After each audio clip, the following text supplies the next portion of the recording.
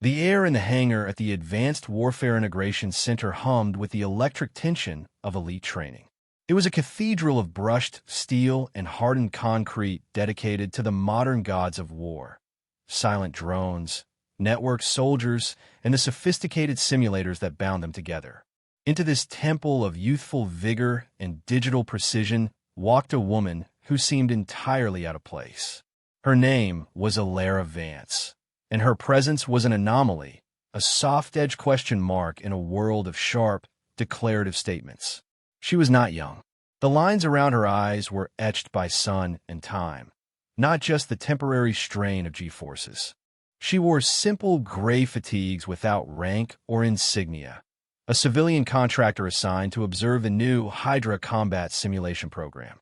Her hair was pulled back in a severe, functional knot, revealing faint silver threads at her temples.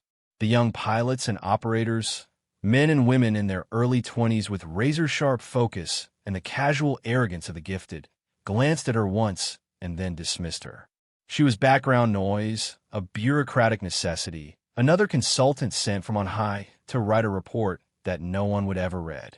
She moved with a quiet economy of motion, finding an unoccupied corner of the observation deck overlooking the simulator pods.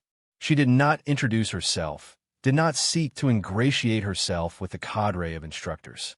She simply stood, her hands clasped loosely behind her back, her gaze sweeping over the controlled chaos below. She was a ghost before anyone even thought to give her a name. The facility was Colonel Maddox's pride, and he did not appreciate anomalies. He was a man carved from regulation, his posture as unyielding as the chain of command he revered. He found Alara by the observation window, a stark silhouette against the blue glow of the simulator screens. He held her file, a folder so thin it felt like an insult. "Vance," he said, his voice clipped, not bothering with rank or pleasantries. "Your file is sparse." Alara turned her head slowly, her eyes calm and assessing. They were a pale, washed-out blue, the color of a winter sky. "It contains what's necessary." Colonel Maddox tapped the folder with a rigid finger. "It says you're here to evaluate operational readiness and human-machine interface efficiency. That's a broad mandate for someone with a background listed as logistical support." He was testing her, looking for the flicker of insecurity, the deference he expected. He found none. "Logistics are the foundation of any operation," she replied, her voice even and low, carrying no more weight than it needed to. "If the foundation is flawed, the entire structure fails." The pilots nearby, including a cocky young lieutenant named Hayes who held every record in the simulator, snickered quietly. They heard the exchange, the colonel's barely concealed contempt and the woman's bland, corporate-sounding reply. To them, she was just another paper pusher who didn't understand their world. "See that you stay out of the way," Maddox concluded, his tone a clear dismissal. "Write your report. We have serious work to do here." He turned and walked away, leaving her once again in the isolation of her corner. Alara showed no reaction. Her gaze returned to the simulator pods below. She watched Hayes swagger into his cockpit, the ground crew sealing him into the sphere that would become his world for the next 2 hours. She was not offended by their derision. It was familiar, predictable. The arrogance of the untested was a constant in her world, as reliable as gravity. Her focus was on the machine, the Hydra unit. It was a marvel of engineering, but she could already see its limitations, not in the hardware, but in the way they were using it. They treated it like a game, a tool to be mastered through repetition. They did not see it as a partner, a temperamental entity with its own rhythms and secrets. Her gaze drifted to her own hands. She wore a simple, durable watch, its leather strap covering most of her left wrist. Just peeking out from under the edge was a faint, ink-gray wisp of a tattoo. It was an old design, faded by years of sun and wear, looking like a curl of smoke or a stylized whisper. She unconsciously adjusted the strap, hiding it completely. It was a remnant of a life her file could never contain. For 3 days, Alara did nothing but observe. She stood in her corner, a silent fixture on the observation deck. She watched squadron after squadron run the Hydra simulation. The scenario was a complex one, a synchronized drone strike on a fortified enemy compound, complicated by civilian presence and active electronic warfare. She listened to the instructors critique the pilots, her expression unreadable. She paid attention to the ground crews, the technicians who ran diagnostics between sessions. She noted the slight hesitation in the drone's response to a hard rudder command, the fractional delay in the uplink when the system was under heavy load. She saw the patterns they missed. Lieutenant Hayes was the star pupil, his reflexes preternatural. He was fast, aggressive, and confident to the point of recklessness. The instructors praised his nerve, his high scores. Alara saw something else. She saw a pilot who relied entirely on the machine's perfection. He didn't anticipate. He reacted. He pushed the system to its absolute limit, never considering what would happen if the limit was reached and the system pushed back. During a break, she walked down to the hangar floor. The hydropod Hayes had just vacated sat open, its interior still warm. While the technicians ran their checks, she approached the machine. The other pilots watched her, some with amusement, others with mild irritation. She was the strange woman who just stared all day. She placed a hand on the cool, metallic shell of the pod. Her fingers traced a seam in the composite plating, a gesture of familiarity, almost of reverence.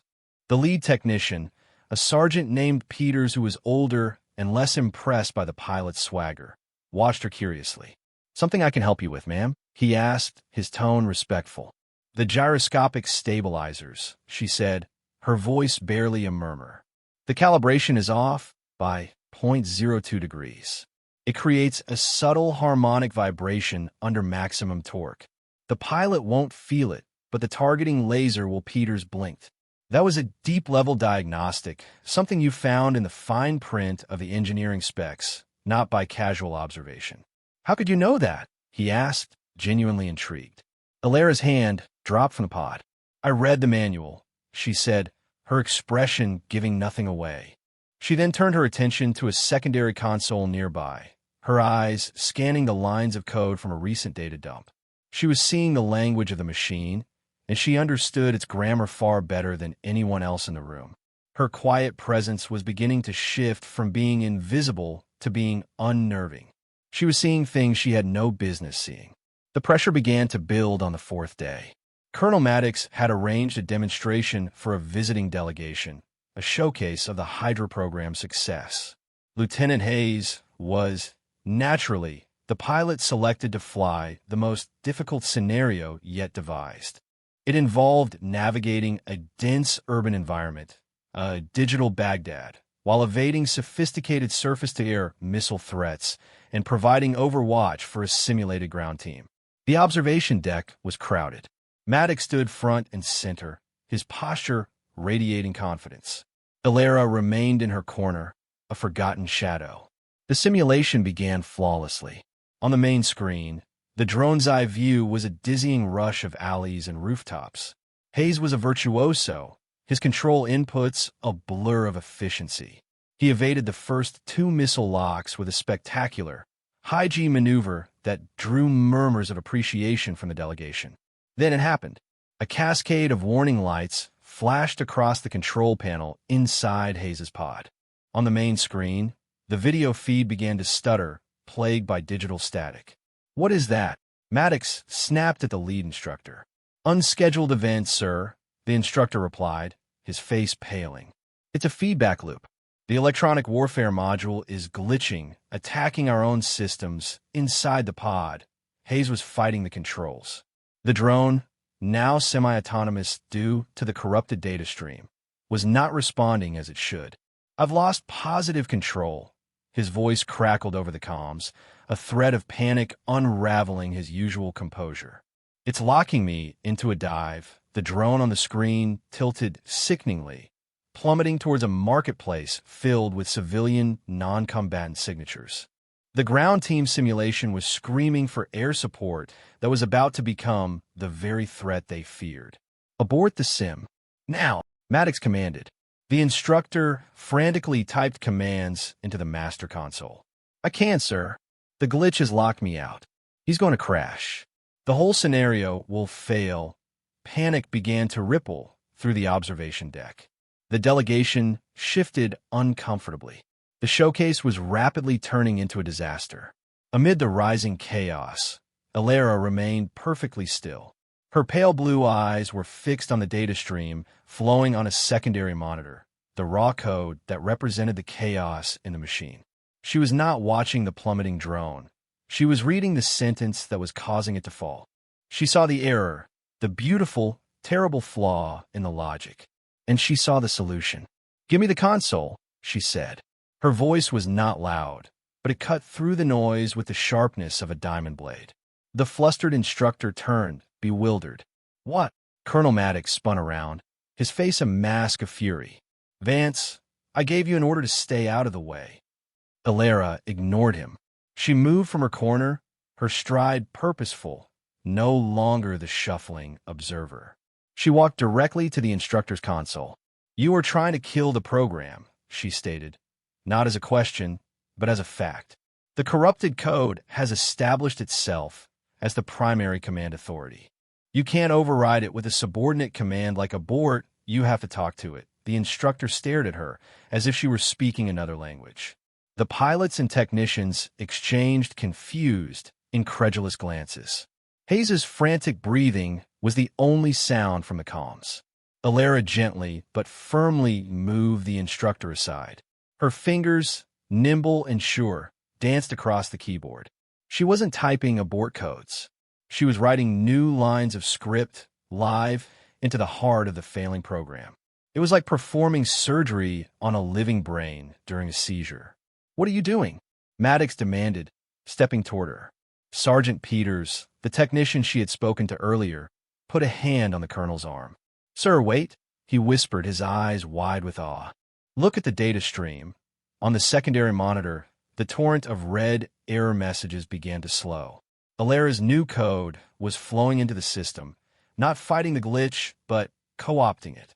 She was using the feedback loop's own energy to create a stable pathway, isolating the corrupted command.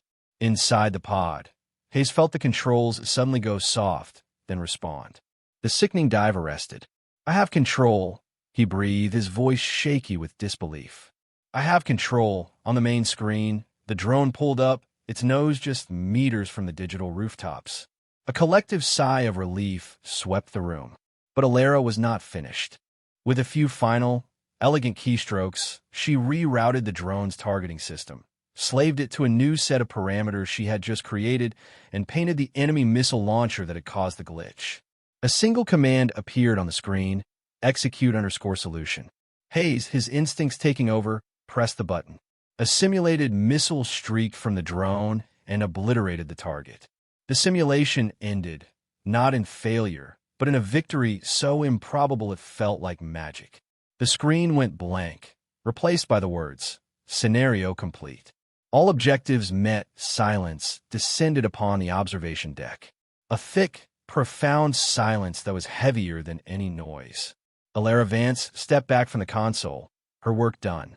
She straightened up, her face betraying no hint of triumph, and clasped her hands behind her back. She had not raised her voice, had not broken a sweat. She had simply intervened, her competence a silent, irrefutable fact. Colonel Maddox stared from the screen to the woman. The neatly defined categories of his world had just been shattered. He looked at her, truly looked at her for the first time, and saw not a bureaucrat, but an operator of a caliber he could not comprehend. The derisive snickers of the young pilots were gone, replaced by a stunned, questioning respect. Lieutenant Hayes was helped out of his pod, his face pale and slick with sweat. He looked up at the observation deck, his eyes searching for the woman who had just saved him from utter humiliation. The perception of Alara Vance had irrevocably shifted. She was no longer background noise. She was the signal. The days that followed were different. The quiet mockery that had trailed Alara Vance through the hangar was replaced by a wary, intense curiosity. The pilots no longer avoided her gaze.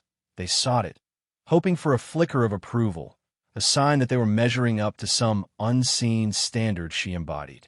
They spoke to her with a newfound respect, calling her ma'am, with a sincerity that had been absent before. Lieutenant Hayes approached her near the coffee machine, his usual bravado gone, replaced by a humbling deference. "Ma'am," he started, stumbling over the word. "What you did in the sim, I've never seen anything like it. The way you rewrote the code on the fly. Who taught you that?" Alara took a slow sip of her coffee, her eyes on the swirling black liquid. "Necessity," she said simply, offering no further explanation. Her brevity was no longer seen as odd or evasive. It was perceived as the quiet confidence of someone who had nothing to prove. Colonel Maddox watched her, his mind a churn of confusion and dawning realization. He had pulled every string he could, trying to get her full file unsealed. Every request he sent up the chain of command was met with a digital wall, a polite but firm denial from the highest levels of the Pentagon. Access denied. Eyes only. Level Omega, he had never even heard of Level Omega. He started noticing the small things he had previously dismissed. The way she scanned a room when she entered, her eyes subconsciously mapping exits and potential threats. The way she moved, with a fluid grace that minimized her profile, a habit ingrained by years of moving through hostile territory. And the tattoo. He had caught a clearer glimpse of it when she reached for the console. It was not just a wisp of smoke. It was a ghost, intricately detailed, with a single star at its heart. It was a unit insignia, but one he had never seen in any official database. It was the mark of a phantom, a whisper from a war fought in the shadows. His respect was turning into a form of professional dread. Who, or what, had they sent into his pristine, orderly world? The test he had been preparing for the delegation was now a test for her. He knew it, and he suspected she knew it too. A new trial was inevitable. Maddox needed to understand the limits of her capabilities. The next day, he called her into his office. The blinds were drawn. It was just the two of them. "The Hydra glitch was an anomaly," he began, his voice carefully neutral. "But it highlighted a vulnerability in our training protocols. We rely too heavily on predictable scenarios." He paused, studying her. "We're running a Live Fire Red Team exercise tomorrow. Full integration. A squad of our best operators on the ground, drone overwatch, and a red team of seasoned instructors playing the opposition. Their goal is to ambush and capture a high-value target." He leaned forward, his hands clasped on his desk. "The drone pilot for the blue team has come down with a sudden illness. I need a replacement." It was a test, and they both knew it. This wasn't a simulation she could recode. This was live, with real soldiers on the ground whose safety depended on her skill. "I want you in the pod," Maddox said, his words a direct challenge. "No observation. No reports. I want you to fly it." Alara met his gaze without blinking. There was no surprise, no hesitation. It was as if she had been waiting for this exact moment since she arrived. "Fine," she said. The single word held more weight than a paragraph of assent. The next morning, the atmosphere in the integration center was electric. The news had spread. The quiet consultant, the woman who had performed a miracle in the sim, was going to fly the Live Fire mission. Hayes and the other pilots gathered on the observation deck, their expressions a mixture of excitement and trepidation. Alara Vance walked past them, giving a slight, almost imperceptible nod. She was dressed in the same simple gray fatigues, but now they seemed less like a civilian uniform and more like the unassuming skin of a predator. She settled in the hydropod, the ground crew sealing the sphere around her. Her movements were calm and deliberate as she ran through the pre-flight checks, her hands moving over the controls with an intimacy that stunned the technicians watching her data feed. The exercise began. On the main screen, the drone's view from 2,000 feet showed a rugged, wooded training area. The blue team, a fire team of 4 elite operators, moved cautiously through the trees. Alara's control was nothing like Hayes' aggressive style. It was smoother, more fluid. She didn't just fly the drone. She seemed to merge with it. Her camera work was economical, panning slowly, anticipating the enemy's movements.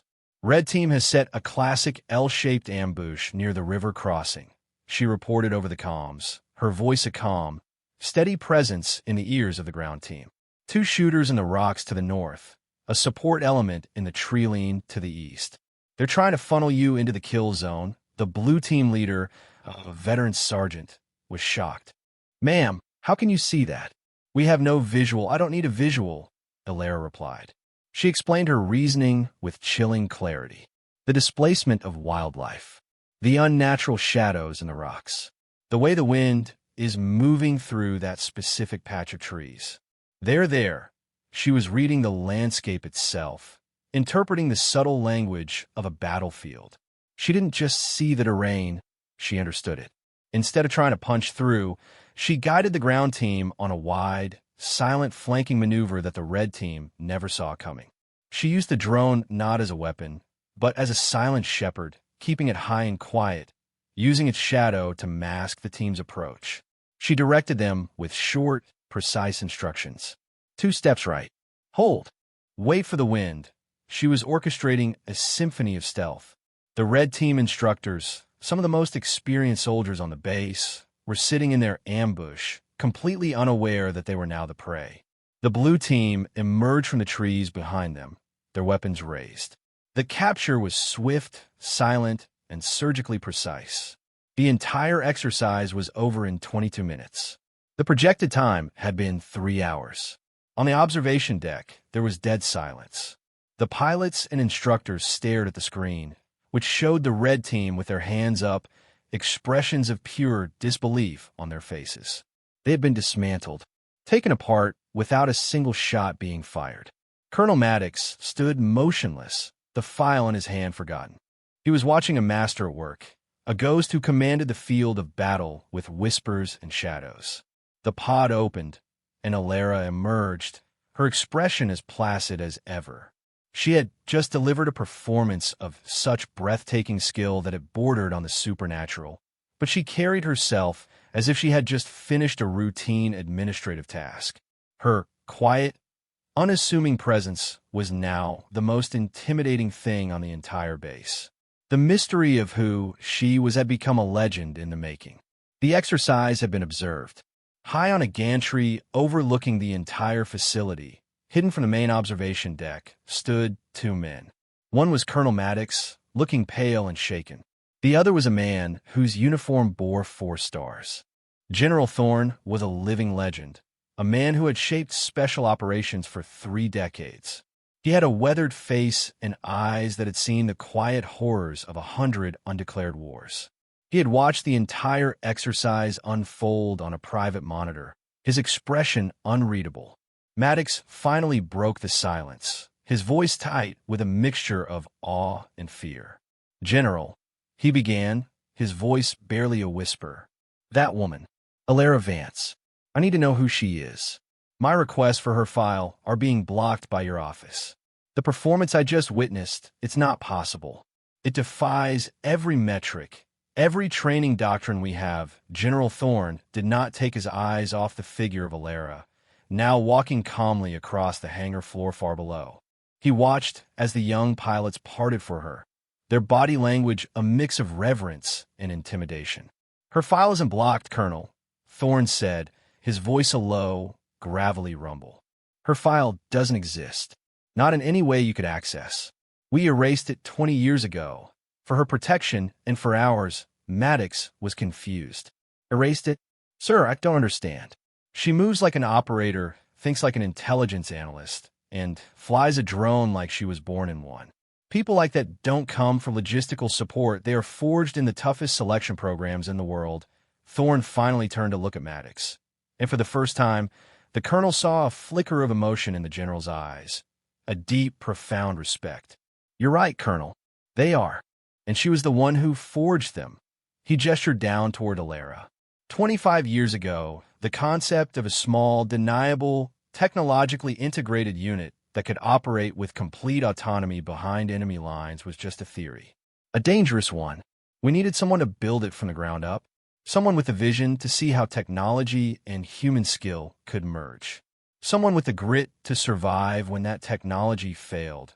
He paused, the memory playing across his face. "We found her. She was a young pilot back then, with an uncanny ability to understand systems, both human and mechanical. She handpicked the first team. There were outcasts, mavericks, specialists nobody else wanted. She trained them in secret, wrote their doctrine in the field, and led them on missions that are still classified so deep. Most of the records have been physically destroyed. Maddox's mind was reeling, trying to connect the dots. The tattoo, the preternatural calm, the impossible skill. It was all beginning to form a terrifying, awe-inspiring picture. What was the unit? Maddox asked, his voice hushed. General Thorne looked back down at the woman on the hangar floor. She had stopped by the hydropod, placing a hand on its shell, a silent communion between warrior and weapon. They never had an official name, the general said softly. But the enemies they hunted, the few who survived encountering them, they had a name for her. They called her Al-Shaba the Phantom. We had a code name for her on our internal comms. We called her Whisper because you never heard her coming. He let the weight of that sink in before delivering the final, stunning revelation. The unit she founded, the program she created. A handful of us still remember what it was called. Colonel, the general said, his voice dropping to a near-reverent tone as he looked at Maddox. That's Ghost Recon. The general's words hung in the air, rearranging the entire reality of the base. Ghost Recon. It wasn't just a name. It was a myth, a legend whispered about in classified briefings and intelligence circles. It was the absolute apex of special operations, a phantom unit rumored to have toppled governments and eliminated threats with surgical precision, leaving no trace. And the unassuming woman in gray fatigues was not just a part of it. She was its architect. The story spread, not like a rumor, but like a shockwave. General Thorne's words to Colonel Maddox, repeated in a hushed tone to his command staff, filtered down through the ranks with the speed of a battlefield communique. The name Ghost Recon and the call sign Whisper changed everything. The looks of curiosity Alara received were replaced by something else entirely. Pure, unadulterated awe. The young operators and pilots now saw her not as an old consultant, but as a living monument to the ideals they aspired to.